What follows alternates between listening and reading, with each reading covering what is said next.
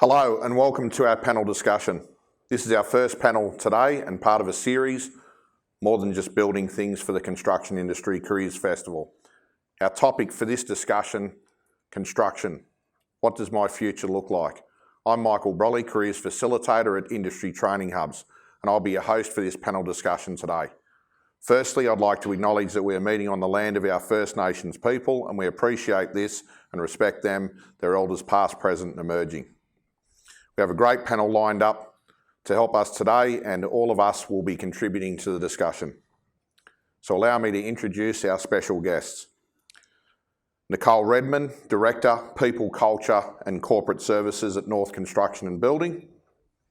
Gabrielle Condon, Work Health and Safety Consultant, CC Safety. Mathew, Partner, LAW Developments. And Peter Ives, Site Supervisor from North Construction and Building. Welcome to the show, everyone. We want our panels to offer real pathways for students, so each panel will not only have a discussion, but will wrap up with actions you can take right away. As you're watching on YouTube or other social media, please ask questions we will answer as quickly as possible. Thanks to Stronger Than My Excuses for producing these videos to reach even more students. We're here to talk about what your future could look like in construction. Question one, and I'll go to Nicole. What does a career in construction look like for a newcomer, and what will it look like in 10 years? Thanks, Michael. I think the key thing is that joining the industry as a newcomer, you're joining an industry with potential, with huge opportunity. We've got a recognised skill shortage.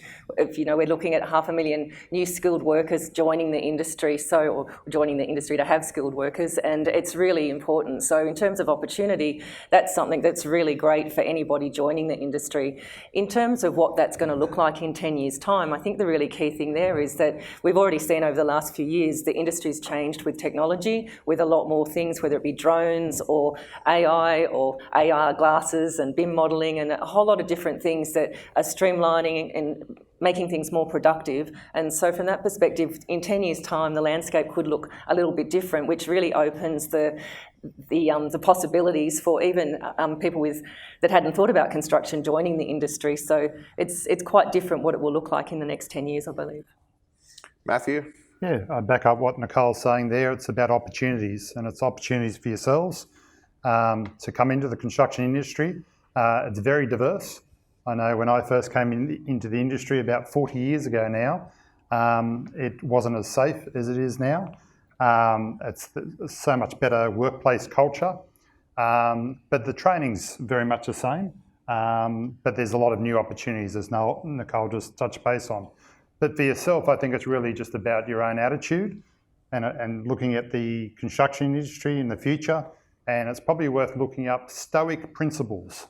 So if you can remember that, and just look up Stoic principles. And I think Stoicism is very big in the construction industry. And if you can be dedicated and actually focus on those principles, it'll serve you well. Peter?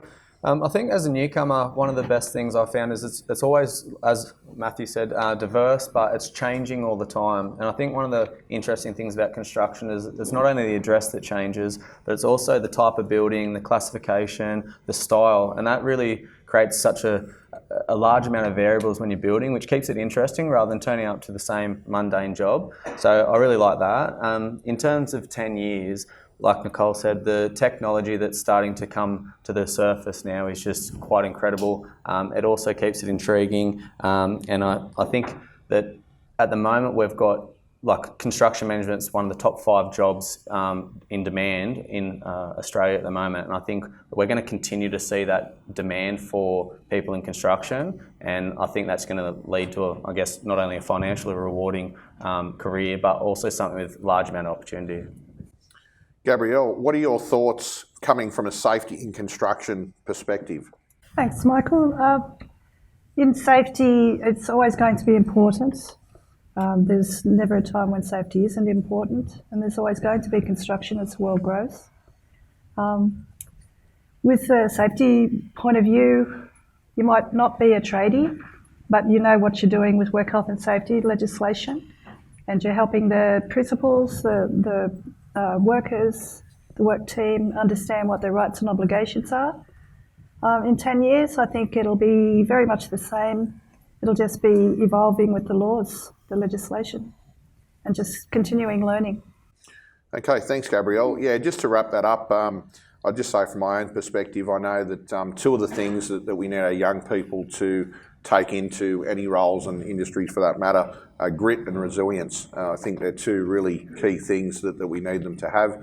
I know from a parent's point of view, we've touched on it, culture and safety are very important to parents to make sure that their son or daughter are going into an environment that has a good culture and good safety, and we've got some great organisations here that certainly display that. All right, question 2. How did you get started in construction? Let's stick with Gabrielle. I know you don't only work in construction, so when did you first start doing safety work for construction companies? Around 2010, I first started in safety roles. I had done some safety induction administration. I grew up on farms, so there was always a lot of incidents, a lot of bad backs in my family. So it was fascinating to learn about, the way things should be done or could be done, having standards, and it was really fascinating to me. Yeah. Mathew? How did I get started? It feels like a lifetime. It's been about I'm about the 4th generation in building. So I started by getting work experience when I was in year 10. And I remember my father saying, whatever you do, just don't sit down on the job. So I had 2 weeks of work experience back then, and my legs were killing me. But after that, I secured that apprenticeship, 4 years in carpentry. And then after that, I left that business and went into the family business, and I became a leading hand, working my way up to be a site supervisor on different sites. Then did night study at TAFE for 3 years, 3 nights a week. It was a real killer for the social calendar, but and travelling to Sydney. And then after that, went into the office and started estimating, construction management, and then went out on my own, and now I do my own development.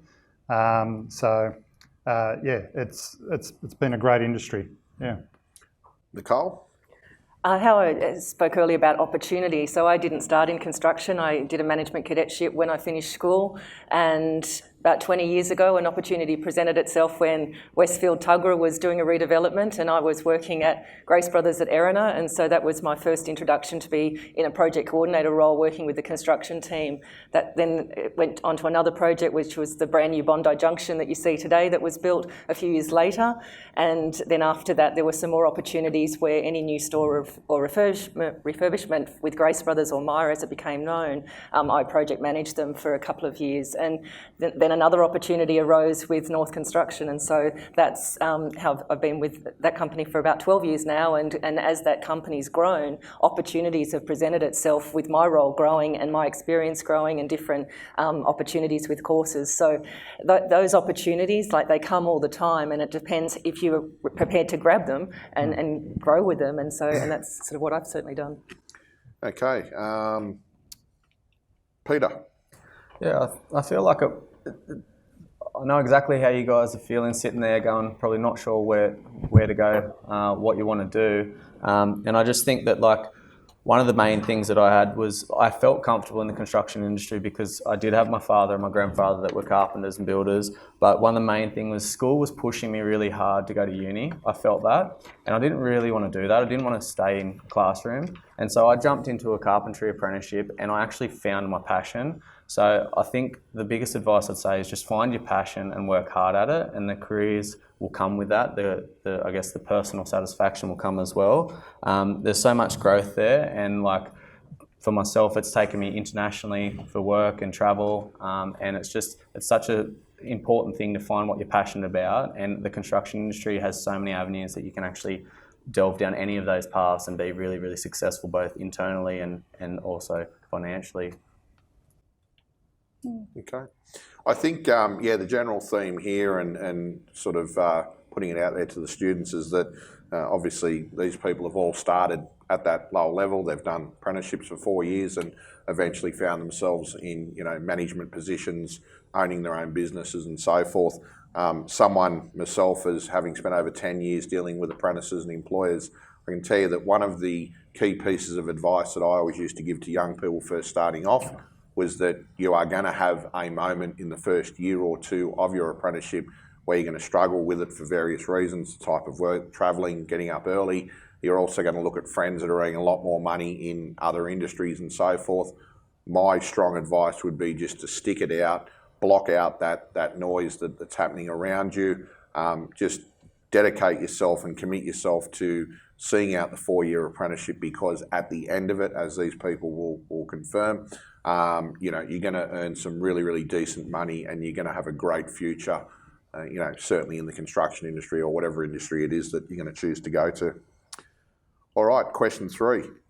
What are the various types of roles within the construction industry? And again, we'll go to Peter. Yeah, I think that's one of the things that is surprising, how many different avenues, how many different pathways actually lie within the construction industry. And I think, like, I'll talk to the site-based roles. It's quite a linear way would be from an apprenticeship that moves into a leading hand role to a sub-foreman to a site supervisor or a site manager. And all in all those roles, there's quite a lot of challenges, but there's also a lot of reward. And I think just working through those roles, you get exposed to so much. One of the other things in the site-based roles is we get to work really closely with not only architects, but also a whole heap type of engineers, from structural, civil, hydraulic, electrical. And then the other thing that I'd like to work with is the specialist trades. So when you use or start to build unique buildings, you work with specialist trades, specialist consultants, and it's really interesting. Okay. Gabrielle. From a safety perspective, there's several different roles. I hope you don't mind if I just read a few for you. Personally, I've worked in safety officer roles on coal mine constructions and a safety advisor role on a power station, working with engineers that were doing maintenance work on the infrastructure. But there's safety administration roles from the basis, human resources roles, internal auditing, safety training and inductions, particularly for larger civil construction projects, environmental advisors, public and community relations officers of safety and environment. There's external auditing roles in quality, safety and environment, the ISO standards. And even more important these days is psychosocial hazards. So there's the psychology point of view in safety, as well as physical safety. So there's a whole range of positions that you could find yourself in. You just got to find your passion. Mathew, what roles do you see people taking? Yeah, I think Peter covered it very well, actually. And it's not just the trade-related ones. I know there's a couple of stands out there with regards to surveyors and everything as well. So it's very diverse what the amount of trades and people that are actually engaged in building a building. So there's university side of things, but there's also trade qualifications, like you leave year 10. Probably the biggest thing that the amount of opportunities, sub-trades, plumbers, electricians, mechanical, any other specialised trades, and the industry is getting more and more specialised in the way of trades. I'm a carpenter and builder by trade, so I'd always push that, because you end up in a lot of those supervision positions. But the biggest thing is, I'd say to the kids out there is don't be concerned about leaving at the end of year 10. There's a big push for the year 11 and 12 and to do it, but I know for me, I just felt like I was institutionalised as well. And going back into school to see a few friends 3 months after it, when I started my apprenticeship, the maturity level after working with men in the industry versus going back into school was chalk and cheese. So I was already up and flying, and a lot of my fellow friends who had stayed at school just added 2 years to their life, and I was out earning money and experience. So I encourage you to take the leap. Nicole, your take on many and varied roles students can take or end up? Yeah, thanks, Michael. I think the key is, and my fellow panellists have all touched on this already, is that once you're in the industry, there are just so many diverse roles and pathways you can follow. It's a bit like a jungle gym. Once you start climbing on it, you can just go wherever your passion leads. And if I use an example of someone that I work with, they started as an apprentice, they then became a leading hand, they left and ran their own business for a while, they've come back, they became a site foreman, then they decided they'd like to actually be more in project management, so they took on a contracts administrator role, and then they decided that they wanted to be our systems and safety manager. And it's where their passion led them, but they had the construction, they had the basis of that initial trade or that initial qualification, and then it just can zigzag all over wherever it takes you. And with, as Peter was saying, you know, it can take you internationally. He worked overseas in England and Wales in his trade and learning how they do things over there. So it's an enormous opportunity, and it's endless once you've got that foot in the door. And as an example, within our business, there's about 140 employees. There's actually over 50 different job roles within our organisation. So it's not just, you know, a carpenter or a plumber or an electrician. There's so many different things. It's just that starting point, and you can go all over wherever that passion lies. And it's just being curious and asking questions and finding out what that next person does. And, oh, that looks interesting, and ask the question. Okay, and just to wrap up there, and I think you guys have covered it really, really well, but I just wanted to, go back over, particularly for the benefit of the students, is that there is a lot of different roles. We traditionally think of roles such as, being a carpenter, plumber, electrician, those sorts of, typical roles in construction. But as these guys have said today, there is so many different roles. It's not just the tradie stuff, it's the behind the scenes, the administration, the marketing, the IT, the project management and so forth. So there is a lot of opportunities out there. And I would also say, for those girls that are here today, great to see you here, and definitely we're seeing a very strong push, not only from government, but from industry. We definitely want more girls to enter into trades, and we also have here today Natalie from the Women in Non-Traditional Trades program with apprenticeship support, and she'll be on one of the panels later, so that'll be worthwhile having a listen to for some of you girls that are here today. Okay, lastly, I'd like to ask you all for one word to wrap up the actions we just spoke about, one word that is an action that viewers can take away from this show. Your one word, Nicole. Opportunity. Gabrielle. Enthusiasm. Mathew. Commit. Peter. Growth. Thank you all for your insights and contributions. What incredible information for our students and viewers. Thanks again to our guests, Nicole Redmond, Director People, Culture and Corporate Services at North Construction and Building, Gabrielle Condon, Work Health and Safety Consultant, CC Safety, Mathew Lusted, Partner, LAW Developments, Peter Ives, Site Supervisor, North Construction and Building. Remember, as you watch, you can ask a question as the panel will be available to respond to you.